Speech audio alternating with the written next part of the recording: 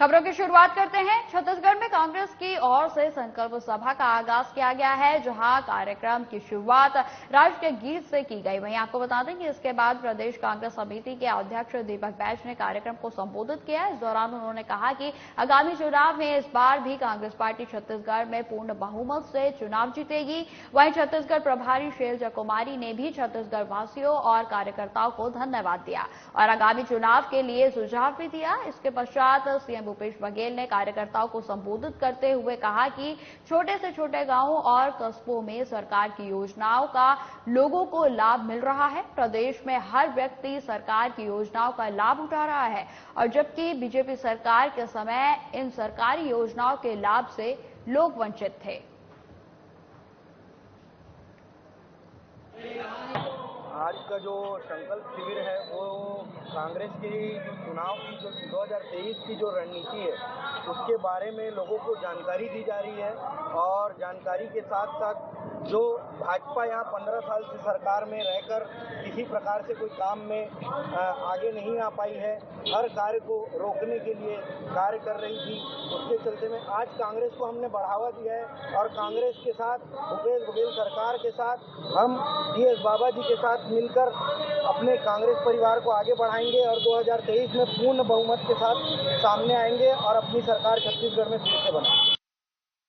मध्य प्रदेश के पूर्व मुख्यमंत्री और मध्य प्रदेश कांग्रेस कमेटी के अध्यक्ष कमलनाथ का उज्जैन आना तय हो गया है। आपको बता दें कि निर्धारित कार्यक्रम के अनुसार पूर्व सीएम कमलनाथ 14 अगस्त को सीधे महाकाल मंदिर जाकर नंदीग्रह से भगवान महाकाल के दर्शन के पश्चात मंदिर के सभा मंडप में बाबा महाकाल की पूजा अर्चना में शामिल होंगे। साथ ही बाबा महाकाल की निकलने वाली सवारी में कुछ देर तक पैदल चलेंगे और उसको लेकर जिले की संगठन प्रभारी शोभा ओझा ने उज्जैन भी पहुंच चुकी हैं और स्थानीय नेताओं के साथ उन्होंने तैयारियों का जायजा लिया है। उन्होंने पुलिस लाइन स्थित हेलीपैड से लेकर महाकाल मंदिर तक रूट का निरीक्षण किया। इस दौरान शहर कांग्रेस कमेटी के अध्यक्ष रवि भदौरिया और जिला अध्यक्ष कमल पटेल भी मौजूद रहे। आज हम सब यहाँ देखने आए हैं कि आदरणीय कमलनाथ जी का जो कार्यक्रम है 14 तारीख को जो आ रहे हैं आदरणीय कमलनाथ जी महाकाल दर्शन के लिए और सवारी में सम्मिलित होंगे वो, तो उसके लिए पूरा रूट और हेलीपैड पे आए हैं कि देख के तय करें जिससे कि जो श्रद्धालु दूसरे आए हैं उनको भी कोई तकलीफ ना हो और हमारे नेता भी दर्शन कर पाए, ऐसी व्यवस्था सुचारू हो उसको सुनिश्चित करें। क्या प्रोग्राम है इनका? वो आएंगे करीब 3 बजे आएंगे, 2:30 बजे आ जाएंगे हेलीपैड पर। उसके बाद वो सीधे महाकाल मंदिर जाएंगे, वहां से सवारी में पैदल भी चलेंगे क्या? कुछ देखिए वो ये कार्यक्रम डिटेल में निश्चित करने के पहले जो दूसरे श्रद्धालु आ रहे हैं, सबसे पहले हमारी चिंता ये है कि जो दूर पूरे हिंदुस्तान से श्रद्धालु आते हैं सावन महीने में लाखों की तादाद में, उनको कोई तकलीफ ना हो, तो कार्यक्रम पूरा उनकी सुविधा को देखते हुए ही बनेगा। छत्तीसगढ़ राज्य महिला आयोग की अध्यक्ष डॉक्टर किरणमयी नायक और सदस्य डॉक्टर अनीता राप्टे ने धमतरी जिला पंचायत सभा कक्ष में महिला उत्पीड़न सहित अन्य महिला प्रकरणों की सुनवाई की। वहीं आपको बता दें कि आयोग की ये 205वीं सुनवाई हुई थी और वहीं धमतरी जिले में 5वीं सुनवाई थी, जिसमें कुल 29 प्रकरणों पर सुनवाई की गई है।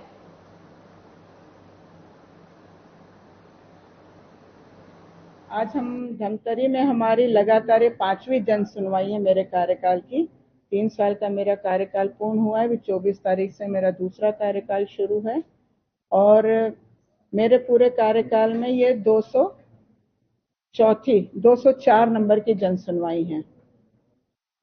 आज के कार्य इसमें लिस्ट में हमारे पास लगभग 29 मामले हैं। कई मामले अभी नस्तीबद्ध हो गए हैं। लगभग 3 से 4 मामले हमने रायपुर सुनवाई के लिए स्थानांतरित किए हैं, जिसमें से 3 मामले मियां बीबी के आपसी समझौते से सुलहनामा और तलाकनामे की प्रक्रिया पूर्ण करने के लिए है। क्योंकि मल्टीपल जब केसेस मियां बीबी आपस में कर लेते हैं तो उसमें भी फैमिली कोर्ट उनको कहती है कि आप लोग किसी एक नतीजे पर पहुंचे और उसके लिए सुलहनामा करना आवश्यक होता है। हमारी भरपूर कोशिश होती है कि इन प्रकरणों को बारीकी से सुना जाए और मियां बीबी के बीच में जो भी उनके सुलह के बिंदु हैं उनको तय करा दिया जाए।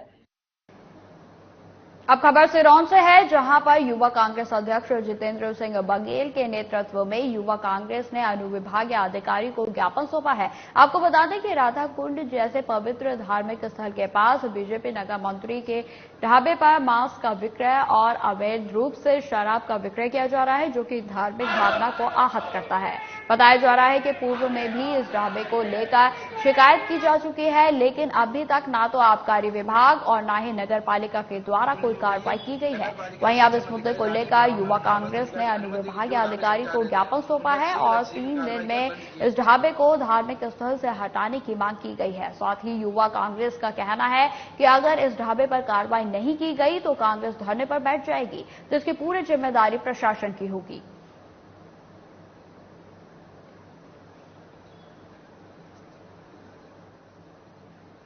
सरायपाली एसडीएम हेमंत रमेश नंदनवार ने ब्लॉक के शासकीय प्राथमिक शाला, उच्च प्राथमिक शाला और लिमगांव हाई स्कूल का आकस्मिक निरीक्षण किया और वहीं निरीक्षण के दौरान शासकीय उच्च प्राथमिक शाला लिमगांव में पदस्थ शिक्षक धनीराम चौधरी लंबे समय से अनुपस्थित पाए गए और धनीराम चौधरी अपने स्थान पर ग्राम छितपाली के जितेंद्र साहू को पढ़ाने के लिए 1 सितंबर 2022 से रखकर 6,500 रुपए प्रतिमाह भुगतान करना पाया गया था, और जिस पर शासकीय उच्च प्राथमिक शाला लिमगांव में पदस्थ उच्च वर्ग के शिक्षक और प्रभारी प्रधान पाठक को लंबे समय से अनुपस्थित रहने और किसी अन्य व्यक्ति को अवैधानिक रूप से पढ़ाने के लिए नियुक्त करने के लिए कारण बताओ नोटिस जारी किया गया है।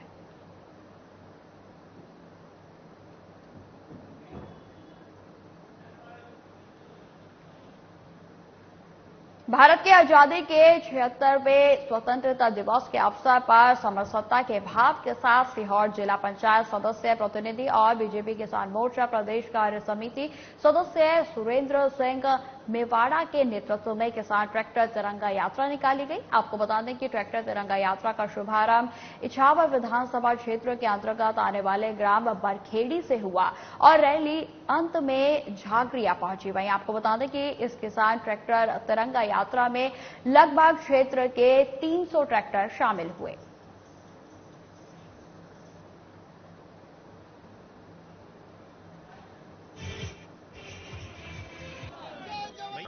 आज ये किसान तिरंगा रैली निकाली, क्या उद्देश्य? ये भारतीय जनता पार्टी की ओर से जो 76वां स्वतंत्रता दिवस मनाया जा रहा है, उसके उपलक्ष्य में समरसता के भाव से, पूरे देश में शांति और एकता के भाव से इस तिरंगा यात्रा का आयोजन ग्राम बरखेड़ी से झागरे के लिए किया जा रहा है।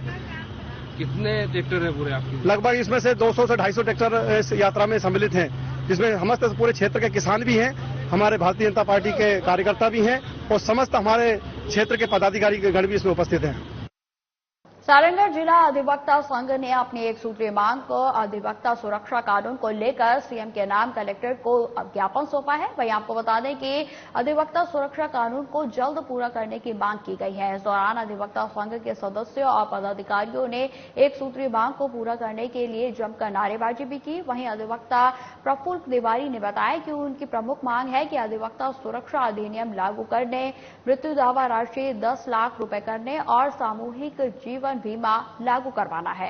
इसी के साथ उन्होंने बताया कि अधिवक्ता सुरक्षा अधिनियम लागू करना बेहद ही जरूरी है। पूर्व में भी इस अधिनियम की मांग को लेकर ज्ञापन सौंप चुके हैं और उसके बाद भी अभी तक भी कोई ध्यान नहीं दिया गया है। उन्होंने आगे कहा कि अगर उनकी मांग जल्द पूरी नहीं की जाती है तो अधिवक्ता संघ आगे भी आंदोलन जारी रखेगा। अधिवक्ता संघ सारंगढ़ की ओर से आज अधिवक्ता प्रोटेक्शन एक्ट लागू करने के लिए माननीय कलेक्टर महोदय के पास ज्ञापन देने के लिए आए हुए हैं और पूरे प्रदेश स्तर का ये हमारा आंदोलन है। और पूर्व में भविष्य में मांग किया गया था, जिसमें आश्वासन दिया गया था कि अधिवक्ता प्रोटेक्शन एक्ट छत्तीसगढ़ में लागू किया जाएगा करके, किंतु आज दिनांक तक छत्तीसगढ़ में अधिवक्ता प्रोटेक्शन एक्ट लागू नहीं किया गया है। हमारी कुछ मांगे हैं। अधिवक्ता प्रोटेक्शन एक्ट के साथ में अधिवक्ता बीमा किया जाए सभी अधिवक्ता गणों का, और मृत्यु होने पर दावा राशि परिवारजनों को, आश्रित जनों को 10 लाख रुपए प्रति व्यक्ति दिए जाने का मांग किया गया है। ये अधिवक्ता सुरक्षा अधिनियम लागू किया जाए करके ये हमने ज्ञापन सौंपा है। हमारी उसमें 3 मांगे हैं, जिसमें अधिवक्ता के मृत्यु होने पर, असामयिक निधन होने पर अभी फिलहाल राज्य शासन और अधिवक्ता परिषद करके 3 लाख रुपए दिया जा रहा है, उसको 10 लाख किया जाए और सामूहिक बीमा किया जाए। अधिवक्ता प्रोटेक्शन एक्ट लागू करने के लिए पूर्व में धरना प्रदर्शन भी किया गया था और वर्तमान छत्तीसगढ़ शासन माननीय श्री भूपेश बघेल जी द्वारा ज्ञापन लेकर के आश्वासन दिया गया था कि आगामी सत्र में आपके इस मांग को रखा जाएगा और संभवतः बिल पास किया जाएगा। लेकिन हमें ऐसा प्रतीत हो रहा है कि आदरणीय मुख्यमंत्री जी अभी तक के जितने भी सत्र हुए हैं हमारे इस मांग को नहीं रखे हैं, इसलिए विवश होकर हमें ये आंदोलन की शुरुआत करनी पड़ी है। जिला अधिवक्ता संघ सारंगढ़ के द्वारा ज्ञापन सौंपा गया है माननीय मुख्यमंत्री महोदय छत्तीसगढ़ शासन के नाम से, जिसमें छत्तीसगढ़ राज्य में एडवोकेट प्रोटेक्शन एक्ट लागू करने, मृत्यु दावा राशि 10 लाख रुपए करने एवं सामूहिक जीवन बीमा लागू करने के लिए ज्ञापन सौंपा। बेमेतरा जिले में स्वतंत्रता दिवस पूरी गरिमा और उत्साह के साथ मनाया जाएगा, जिसको लेकर जोरों शोरों पर तैयारियां की जा रही हैं। वहीं आपको बता दें कि स्वतंत्रता दिवस के मौके पर जिला मुख्यालय बेमेतरा के मुख्य समारोह में मुख्य अतिथि स्कूल शिक्षा और पंचायत एवं ग्रामीण विकास विभाग मंत्री रविंद्र चौबे ध्वजारोहण करेंगे और इस आशय के आदेश छत्तीसगढ़ शासन के सामान्य प्रशासन विभाग मंत्रालय से शुक्रवार को जारी कर दिया गया है। आपको बता दें कि जिला स्तरीय मुख्य समारोह जिला मुख्यालय स्थित ऐतिहासिक बेसिक स्कूल मैदान में सुबह 9 बजे शुरू होगा और जिसको लेकर कलेक्टर पदम सिंह एल्मा ने सभी तैयारियां समय पर पूर्ण करने के निर्देश अधिकारियों को दिए हैं।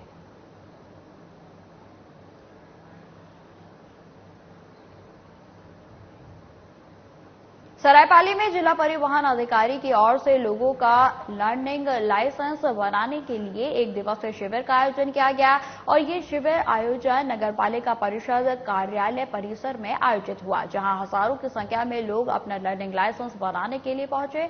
लोगों का आवेदन लेकर लर्निंग लाइसेंस बनाने की प्रक्रिया को शुरू करते हुए लोगों का लाइसेंस बनाकर दिया गया है। वहीं आपको बता दें कि सरायपाली क्षेत्र की पहली बार इस तरह के शिविर का आयोजन किया गया, जहां लोगों को आवेदन करने के बाद कुछ ही घंटों में लर्निंग लाइसेंस बनाकर हाथों हाथ दे दिया गया।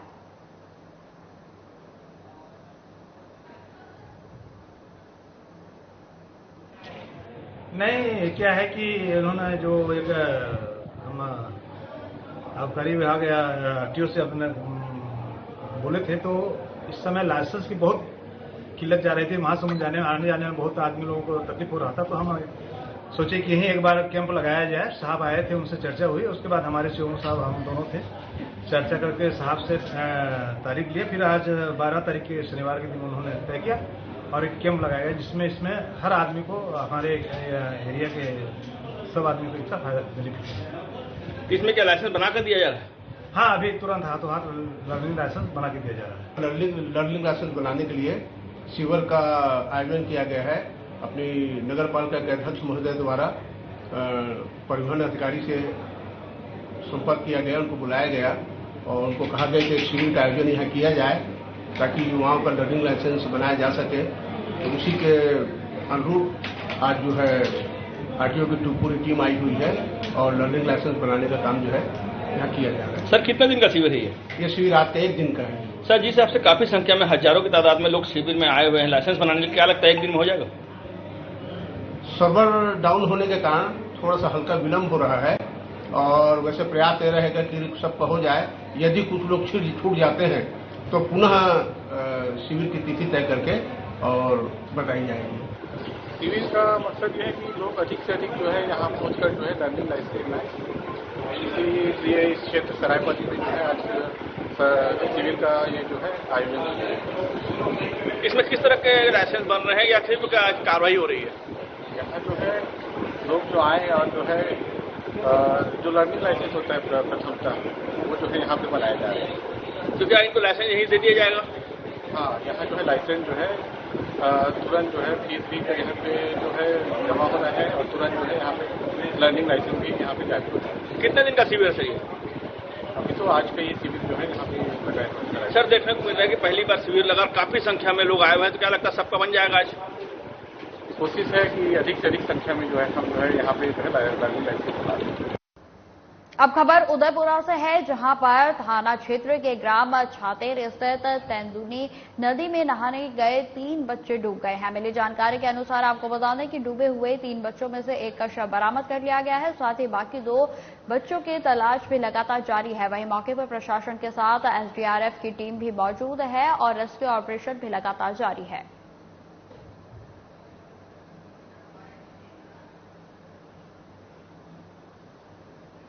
खबर सेंधवा से है, जहां पर बीजेपी के कार्यकर्ता सम्मेलन में बीजेपी ने नेता जीतू जिराती ने कार्यक्रम को संबोधित करते हुए कार्यकर्ताओं से बीजेपी को मजबूत करने की अपील की है और जिसके बाद मीडिया से चर्चा करते हुए कांग्रेस पार्टी पर जमकर निशाना साधा, जिसमें उन्होंने जयेश को आड़े हाथों लेते हुए सामाजिक संगठन के नाम पर भोले भाले आदिवासियों के साथ छल करने और कांग्रेस के साथ देने बताया है। वहीं आपको बता दें, उन्होंने यह भी कहा कि जयेश संगठन के नाम पर काम करता है पर चुनाव के समय कांग्रेस के साथ मिल जाता है।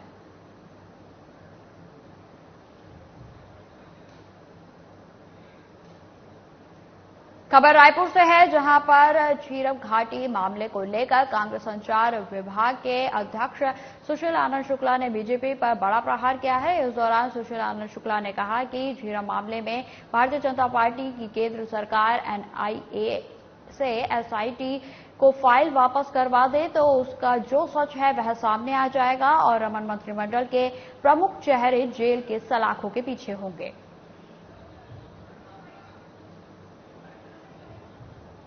झीरम मामले में यदि भारतीय जनता पार्टी की केंद्र सरकार एनआईए से एसआईटी को फाइल वापस करवा दे तो इसका जो सच है वो सामने आ जाएगा। यही नहीं, रमन मंत्रिमंडल के प्रमुख चेहरे जेल की सलाखों के पीछे होंगे। झीरम की खून के छींटे रमन सिंह उनके मंत्रिमंडल के सहयोगियों के दामन पे लगे हुए हैं। भारतीय जनता पार्टी की तत्कालीन सरकार, उस समय के जो पुलिस के आला अधिकारी थे, उन सब के षड्यंत्रों की ही परिणति झीरम का हत्याकांड है। और इसी डर के कारण केंद्र सरकार झीरम की फाइल एनआईए से एसआईटी को वापस नहीं कर रही है कि उनके लोग फंस जाएंगे। और भारतीय जनता पार्टी कुछ भी कर ले, कोई भी स्तरहीन बयानबाजी दे दे, झीरम के हत्या का पाप भारतीय जनता पार्टी के नेताओं के सर पे है और रहेगा।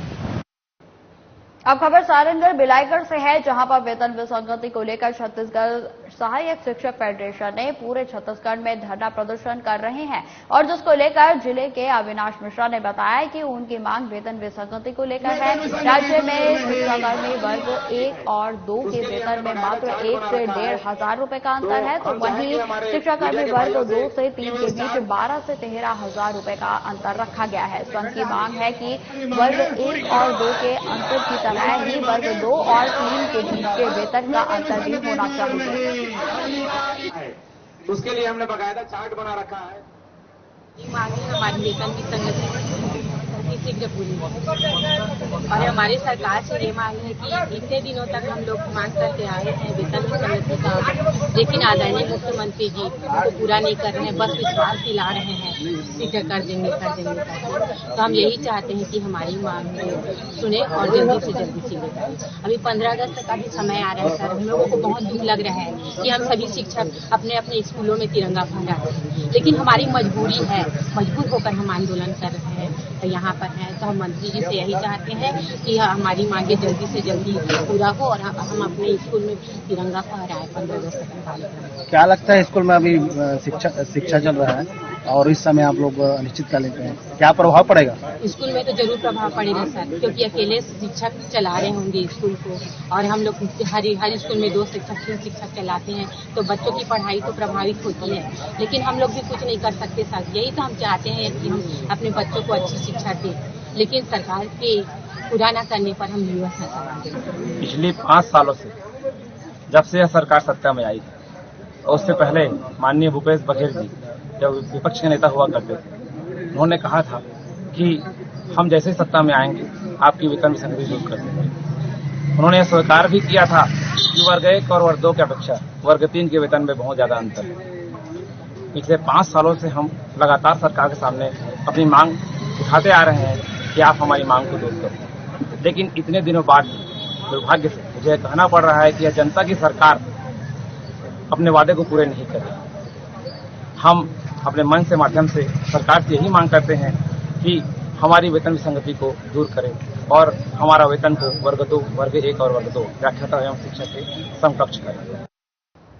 बिलासपुर नगर निगम के द्वारा रघुराज स्टेडियम में फ्लड लाइट लगाने का टेंडर पिछले दिनों पास हुआ था और जिसमें बिलासपुर के 5 ठेकेदारों ने हिस्सा लिया था। आपको बता दें कि नगर निगम के अधिकारियों की मिली भगत से सबसे योग्य कंपनी श्रद्धा कंस्ट्रक्शन को ही अयोग्य घोषित कर दिया गया है। अब ठेकेदार कोर्ट जाने की तैयारी कर रहे हैं और उसको लेकर नगर निगम के सब इंजीनियर से जब साधना प्लस न्यूज की टीम ने बातचीत की तो कोई संतोषजनक जवाब नहीं मिला। वहीं उच्च अधिकारी मीटिंग में व्यस्त रहे, लेकिन साधना प्लस न्यूज की टीम लगातार मामले की तह तक पहुंचने के लिए उच्च अधिकारियों से बातचीत कर रही है। मामले में अपने चहेते ठेकेदार को फायदा पहुंचाने के लिए सीजी की बड़ी कंस्ट्रक्शन फर्म को अयोग्य घोषित करके एक बड़े भ्रष्टाचार को अंजाम दिया गया है।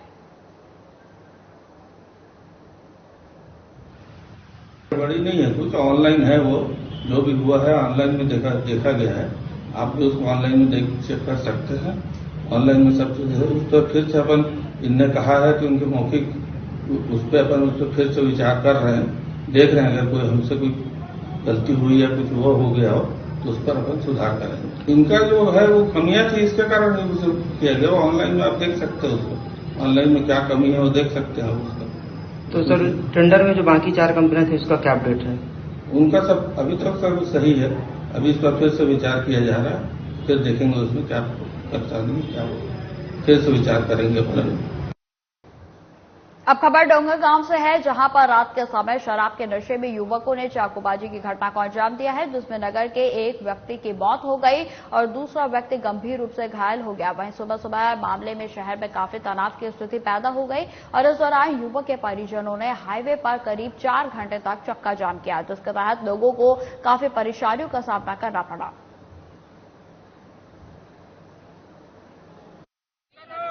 थाना डोंगरगांव के अंतर्गत शनि मंदिर के पास में ये जो मृतक है शेखर डीवर और एक और इसका फ्रेंड था डीवर, वो दोनों वहाँ पे थे और कुछ शराब वराब पी रहे थे। उसमें आरोपी सूरज रूपलानी ने बोला क्यों शराब पीते हो, इसके बारे में थोड़ा सा बात हुई, किसी लड़ाई झगड़ा हुआ, जिसके चलते आरोपी अपने घर से एक धारदार चाकू लेकर आया और फिर उसके बाद उसने इनके ऊपर हमला किया, जिससे एक तक का देहांत हो गया और एक को चोट लगी है और वो पेंड्री अस्पताल में एडमिट है।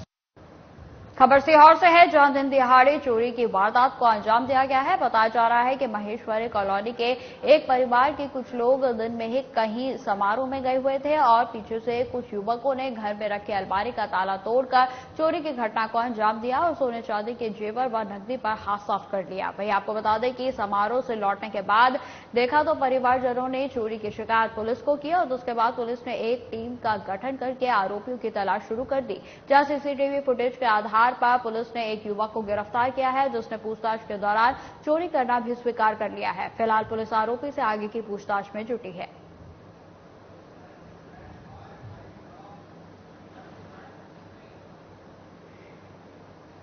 फिलहाल इस बुलेटिन में इतना ही। खबरों की और भी जानकारी के लिए बने रहे हमारे साथ। नमस्कार।